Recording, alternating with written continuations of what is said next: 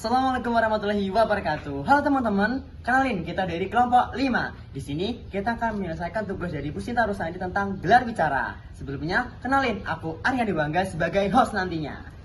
Halo semua, nama aku Nadine sebagai orang yang membantu mengangkat kasus PL Skincare. Halo semuanya, saya Vita Rizky. Di sini saya sebagai psikolog. Halo, aku Jelita sebagai dokter kecantikan. Halo semuanya, saya Bintang Anggara Putra, saya sebagai kuasa hukum dari para korban. Halo semuanya, perkenalkan saya Novsiti Hati sebagai korban. Halo semuanya, perkenalkan nama saya Windika Pratiwi sebagai korban.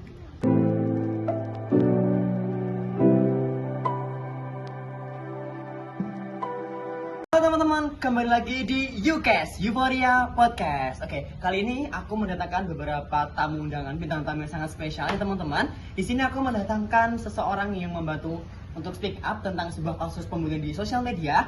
Di sini aku juga mendatangkan seorang psikolog nih teman-teman yang sangat keren juga. Di sisi sebelah sana aku mendatangkan dokter kecantikan nih. Yang di sisi sebelah sini Halo.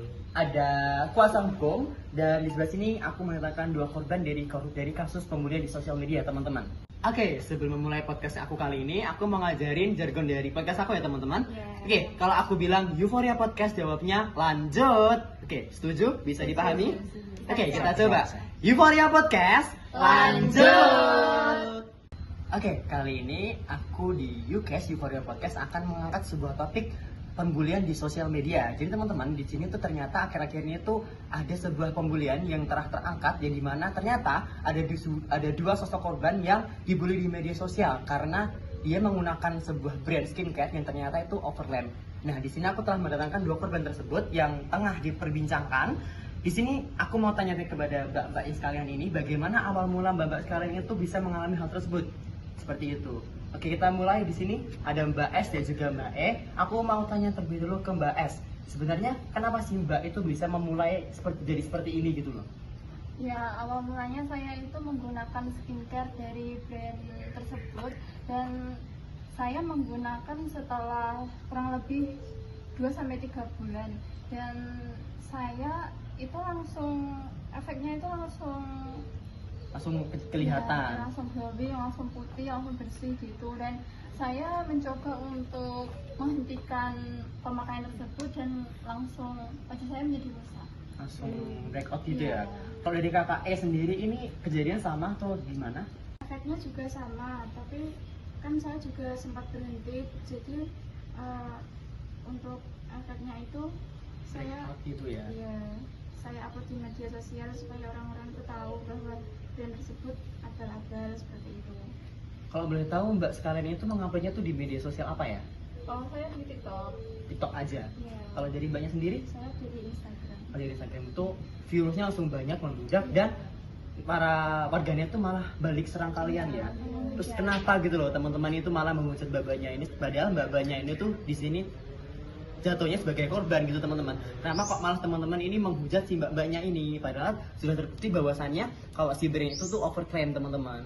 Oke, untuk lebih dalamnya di sini aku mau tanya dari sisi dokter kecantikan ya, karena menurut data-data yang sudah ada, kita bakal cari tahu kebenarannya. Oke, silahkan Mbak Jelita di sini bisa dijelaskan.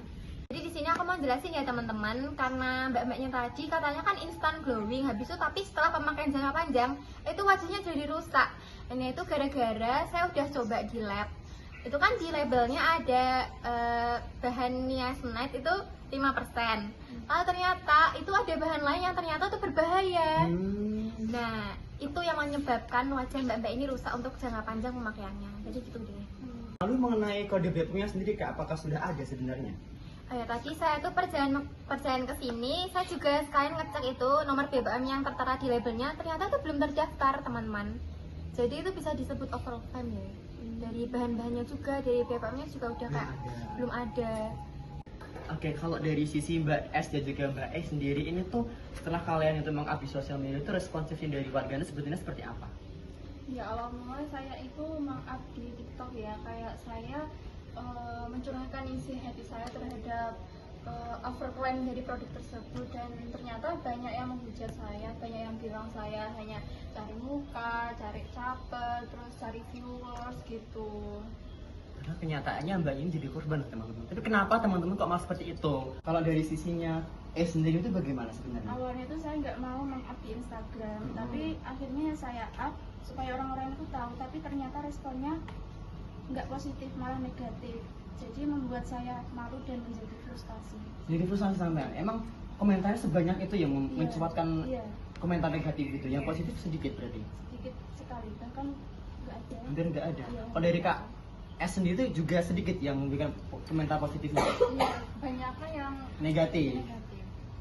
Jadi kenapa teman-teman tuh beliau-beliau ini tuh menjadi korban lah istilahnya di sini. Tapi kenapa kok kalian jadi kalian tuh malah mengetikkan yang tidak gitu loh? Oke teman-teman, daripada kita diem aja nih sambil dimakan ya. Silakan. Jadi teman-teman sebenarnya tuh sudah ada seseorang yang ingin men-speak up nih dari kasus yang telah terjadi dan juga dialami dari S dan juga E ini. Jadi beliau tuh ingin membantu S dan juga E ini untuk mendapatkan keadilan di mata hukum dan membuat efek jerah dari oknum-oknum yang telah melakukannya. Jadi Mbak Nadine ya, benar ya? Iya benar. Sebenarnya kenapa sih Mbak Nadine ini tuh mau membantu S dan juga E ini agar mereka tuh bisa mendapatkan keadilan di mata hukum dan para oknum-oknum yang bersalah itu bisa mendapatkan efek jerah? Jujur dari sisi saya sendiri, hati saya itu tergerak untuk membantu para korban, yaitu karena saya bisa merasakan apa yang korban rasakan seperti frustasi dan juga mental health yang jadi terganggu. Karena pada dasarnya ya Mas Arya, ketika kita mengupload atau mengungkapkan fakta di media sosial, itu tidak selalunya direspon baik oleh netizen di luar sana. Karena pada dasarnya ketika kita itu menganggap sesuatu itu benar, tetapi di mata netizen itu mungkin tentu. iya benar, belum tentu. Para oknum-oknum yang bersalah itu bisa mendapatkan efek jerah? Jujur dari sisi saya sendiri, hati saya itu tergerak untuk membantu para korban, yaitu karena saya bisa merasakan apa yang korban rasakan seperti frustasi dan juga mental health yang jadi terganggu. Karena pada dasarnya ya Mas Arya, ketika kita mengupload atau mengungkapkan fakta di media sosial, itu tidak selalunya direspon baik oleh netizen di luar sana. Karena pada dasarnya ketika kita itu menganggap sesuatu itu benar, tetapi di mata netizen itu mungkin tentu. iya benar, belum tentu sesuatu yang kita lakukan itu benar gitu. Terus- Jadi hati saya itu menjadi tergerak untuk membantu para korban, karena juga mungkin mereka niatnya itu ingin membantu para pengguna-pengguna, yang iya lain. benar, agar tidak menjadi korban seperti mereka, seperti itu. Terus langkah yang Mbak Nadine ini ambil itu apa? Apakah Mbak Nadine sudah ada gebrakan terbaru, mungkin dari kuasa hukum atau dari bagaimana? Iya benar. Jadi di sini saya tidak bergerak sendirian karena saya juga memiliki rekan untuk membantu mengangkat kasus ini jadi Dan memenangkannya Iya, di benar. mata hukum nih. iya. Oke, jadi teman-teman nih ada salah satu gestar yang aku undang di sini. Itu ada seorang yang membantu Mbak Nadine, benar ya? Iya, benar. Membantu Mbak Nadine dalam memenangkan kasus dari yang dialami oleh S dan juga E ini. Jadi dari Mas Bintang sendiri, Mas Bintang sebagai kuasa hukum dari Kak Nadine, yang mana Mas Bintang ini kan ingin membantu ya agar kasus dari S dan juga E ini bisa memenangkannya di mata hukum. Jadi sebenarnya Mas Bintang ini siapa dan juga langkah apa yang Mas Bintang ini lakukan sebenarnya? Iya Mas, saya di sini sebagai kuasa hukum diajak bekerja sama dengan Mbak Nadine untuk menyelesaikan kasus dari para korban pembulian di sosial media ini. Langkah saya sebagai kuasa hukum yaitu tentunya mengangkat kasus ini ke ranah hukum yang ada di Indonesia. Jadi langkah dari kasus Mbak S dan juga E sendiri itu yang sudah Mas Bintang lakukan itu apa? Mungkin apa sudah sidang atau bagaimana? Oke, untuk sidang kasus ini sudah berjalan selama kurang lebih sebulan ya Mas, dan terus akan berlanjut untuk nantinya. Dan kalau dari sisi mata hukum sendiri nih Mas, di kasus ini tuh dari Mbak korban ini tuh sudah benar-benar yakin akan menang berarti? Kasus ini tentunya akan menang ya Mas, dikarenakan produk tersebut sudah kebukti overclaim. dan juga di Indonesia itu juga ada UU ITE yang mengatur tentang pencemaran nama baik, dan jika terbukti para tersangkanya akan terkena sanksi pidana yang sesuai dengan hukum di Indonesia. Berarti alhamdulillah banget ya teman-teman bahwasannya dari kasus ini tuh Mbak S dan juga E ini bisa mendapatkan keadilan di mata hukum agar mereka tuh bisa mendapatkan keadilannya. Oke, aku mau tanya dari sisi S dan juga E ini sendiri tuh setelah kalian mendapatkan komentar negatif, cibiran negatif dari netizen, apa yang kalian rasakan? Saya merasa tertekan dan saya Langsung jadi jatuh depresi gitu ya kak? ya, Itu setelah dari itu langsung kakak merasa murung dan ya saya mengunjungi di kamar dan sama sekali tidak membuka medsos. Saya langsung kakak tutup gitu ya? Dari Mbak E sendiri tuh apa yang Mbak E rasakan sebenarnya? saya mengalami frustasi atas cibiran-cibiran dari netizen tersebut. Langsung benar-benar kena mental gitu ya? Terus kakaknya langsung menutup media sosial semuanya? Kakak juga dapat intimidasi itu sebenarnya kakak itu merasakan wah kok gini banget, padahal kan aku sebagai korban di sini gitu ya berarti ya? Iya, betul sekali. Oke teman-teman, di sini aku juga mendatangkan seorang nih dari psikolog yang ternama di Indonesia tentunya yang akan aku tanya-tanyai mengenai pandangannya tentang kasus yang dialami Mbak S dan juga E ini. Jadi Mbak Mita ya benar ya, Mbak Mita ini sebenarnya apa yang harusnya dilakukan dari mereka berdua ini dan sebenarnya langkah apa yang mereka lakukan seharusnya gitu. Jadi gini Mas Arya, kalau dilihat dari mereka kan mengalami kayak depresi, terus kesehatan mental juga terganggu. Nah sebaiknya yang pertama kita ini tuh perlu mendidik diri kita sendiri dan orang-orang di sekitar kita tentang pentingnya menggunakan sosial media dengan benar. Dan untuk netizen itu jangan cepat untuk memberikan hujatan atau cibiran kepada korban. Kan netizen itu nggak tahu ya apa yang dialami korban. Nah, dan sebagai korban, mereka ini pastinya juga merasa selalu kayak jadi depresi gara-gara hujatan-hujatan dari netizen tersebut. Nah, yang kedua sebaiknya kita kalau melihat ada korban hujatan seperti itu, sebaiknya tuh kita memberikan dukungan yang banyak, bukan malah menghujat.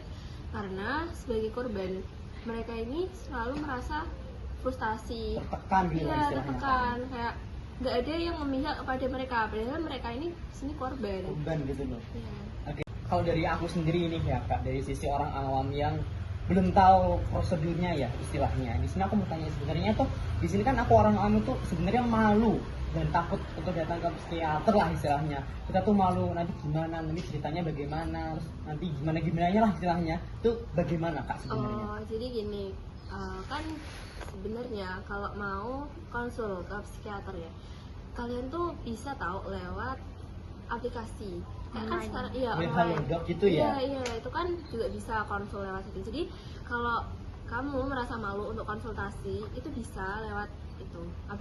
Oke, jadi di sini aku juga mau ucapin terima kasih ya buat teman-teman yang telah mau menghadiri dari podcast aku Euphoria Podcast, dan juga aku ucapin yang sabar dan juga selamat juga karena kasus telah menang di mata hukum ya, KS dan juga KE, bahwasanya kalian sudah memenangkannya, dan juga Mbak Nadine.